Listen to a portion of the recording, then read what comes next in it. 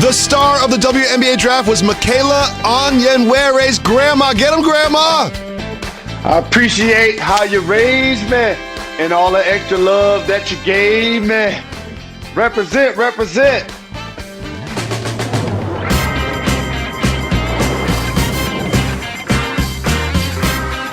He is Jalen Rose. I'm David Jacoby. We are Jalen and Jacoby. What exactly is it that we do? We give the people what they want. Yes, we do. And we start the show with Jaylen Brown dropping 40 points and 9 rebounds in a big win for the suddenly surging Celtics. What did you think about this performance from Jaylen Brown? Big shout to the second Jalen in the history of the NBA to score 40 points in a basketball game.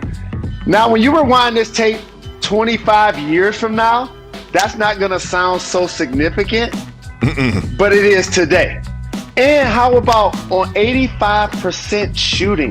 The first Celtic to score 40 and shoot 85% from the floor. And he did it in all facets: off the dribble, off the catch, slashing through contact, making shots from deep. And I appreciate how his game has evolved. Jacoby, when he first got drafted, it was to be a defender. It was to be somebody that was going to bring you like a level of elite defensive tenacity. And then he's developed into a terrific offensive performer. So we've seen Tatum take the leap in front of our eyes and become like the all-NBA performer. But right behind that development, Jaylen Brown has been just as phenomenal, Jacoby. And I'm telling everybody, when the Celtics get to the playoffs, watch Kemba's stat line. If he's getting me 18 or 20 a game, Jason Tatum and Jaylen Brown and the defense of Marcus Smart are going to be problems to anybody they face. Stay tuned. Jalen, you remember just a couple weeks ago, you and I were talking about what's wrong with the Celtics. Well, guess what? Since then, they've been on a tear. They are now 30-26, the same record as the Hawks, technically 5th in the Eastern Conference, but climbing quickly. And we also have an update on a superstar in the Western Conference, Jalen. The Celtics beat the Lakers last night, but wins against the Lakers are going to get more difficult because Anthony Davis has been cleared for full contact practice. He's unlikely to play in the next couple games, but he will come back. What is the significance of Davis coming back, even with LeBron still out? Psychologically, that he can not only return from injury, but hopefully finish the season healthy. And also physically, the opportunity to be the best player on the Lakers without LeBron James in uniform. The way LeBron James leads and how versatile he is on and off the floor sometimes can become something that allows a great player like AD to fall into the shadow, and rightfully so, of the king. But with him not being there, you're going to need big number AD. You're going to need leadership AD. You're going to need all NBA defensive caliber AD. And he's shown us that he can do it. And I think this is going to be a great opportunity for him to continue to show people that he's one of the top 10 players in the league, playing with the Lakers, leading them without LeBron. And we are getting to the point of the season where you kind of have to look at the standings and potential matchups. When you bring up the Western Conference standings again, you look at the 1, 2, and 3 are pretty kind of locked. But what you don't want to do if you're the Lakers is slip into that 6th spot where you end up playing the Clippers in the first round. The return of AD will help them do that. And without Jamal Murray, the Nuggets look like a less imposing foe in a 7-game series than they were when they had Jamal Murray healthy. Now, Jalen, you remember our show yesterday, right? And we did this thing where we implored that the 49ers don't draft Mac Jones at the 3 spot. We said you need to take Justin Fields at that 3 spot. And one of the reasons that we said so is it's the only time he's ever going to be compared to Tom Brady. Like, he looks like me with his shirt off. I think I might look better than Mac Jones with my shirt off right now. But Jalen, things have changed. The Caesars Sportsbook by William Hill now has Justin Fields as the favorite to get drafted 3rd, which we said yesterday. Mr. Rose, what should the 49ers do with that pick at number 3? And you know the people in Vegas, before they put out any of these lines, they make sure they watch this program. They check with us. You know, we're the ear to the streets. But here's what I want to say to personalize this, Jacoby.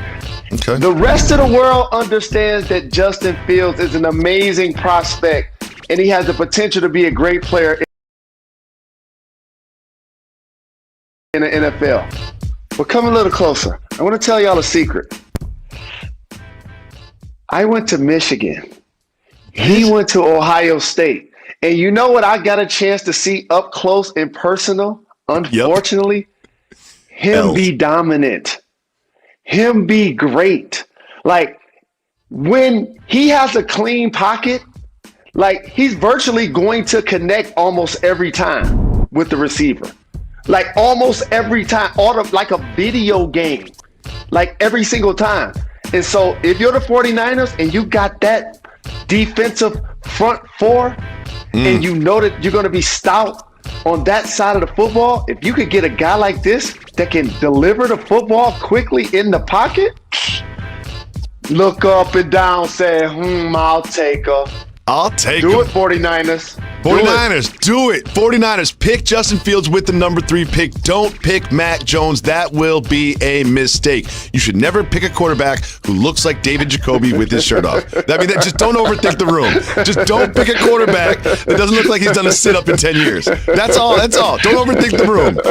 Moving on to what is going to happen in close to my hometown, Springfield, Massachusetts, on May 15th. Kobe Bryant will be enshrined in the Hall of Fame, and he will be presented by Michael Jordan. What is the significance of this to you? So, Michael Jordan is the GOAT. I know it's been debated, but whenever you get confused, just think about it. A human being played basketball and was dominant with his tongue out the entire time. Just think about that. When you work out, try to have your tongue hanging out. Anyway, how about the fact that Michael Jordan, if there was an original, Kobe Bryant was the remix, baby. Like his game, his size, the way he scored on the post over both shoulders, the way he emulated him in the interviews, like Kobe started to be Michael Jordan. Like, there will never be a person that gets us as close to a spitting image of Michael Jordan than that guy right there, the Black Mamba. It don't matter what number he's wearing. It could be 8, it could be 24. Kobe Bryant came into the league, Jacoby, at 18 years of age in a room full of professional adults and said, I'm gonna be the greatest of all time, including MJ. And you know what? People was laughing. People were laughing at Kobe.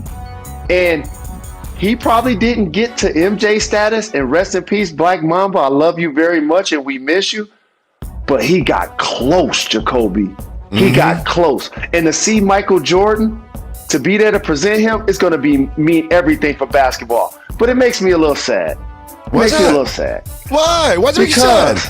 Because if you really wanted to do this right, you got to bring Kobe Bryant's caddy to the Hall of Fame retirement. Me, that's who. Yep. I got to be the person that enshrines Kobe Bryant. Nobody can talk about the greatness of Kobe Bryant better than me, because I was there when he had his greatest moment. I was there. I can give you description. Left hand, right hand, in the post, from the left wing, backing down, against the zone, against man-to-man, against single coverage, against double coverage. Look at that. That should be Kobe's statue outside of the Staples Center. And make sure you get my headband right when you do the statue. Rest in peace, Black Mamba. We're going to make sure that we keep your legacy alive here on Jalen and Jacoby. I'm excited for this ceremony because Michael Jordan doesn't do a lot of interviews. You don't hear his voice a lot, but when he did speak at the ceremony celebrating the life of Kobe Bryant, he was really well-spoken and articulate and emotional about it, and I look forward to him sort of doing that again during this important ceremony in Springfield, Massachusetts. Jalen, I'm so excited to discuss this video with you. Sometimes there are things, the videos, that happen on the internet that we need to break down in minute detail, so you and I put on our referee, our uniforms, and go to the table.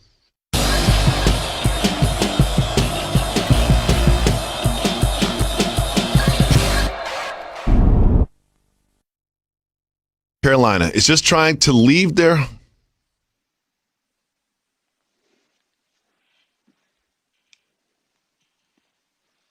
Davison, are the Celtics tied for fourth in the East? They are. They are tied for fourth. If the score of the game is 84-84, are those two teams tied? Oh, man, that was hilarious.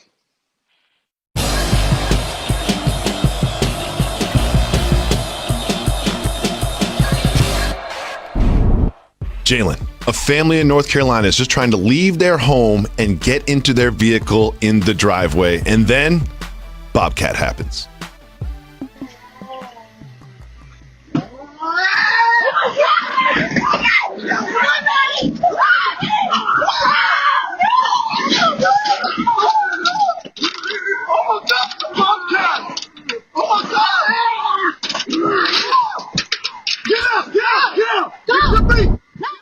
Just yoked up the Bobcat and threw him across the lawn. Jalen Rose, put yourself in his shoes. If a Bobcat attacks your wife, what is your reaction? Wow, that is crazy. I applaud his courage.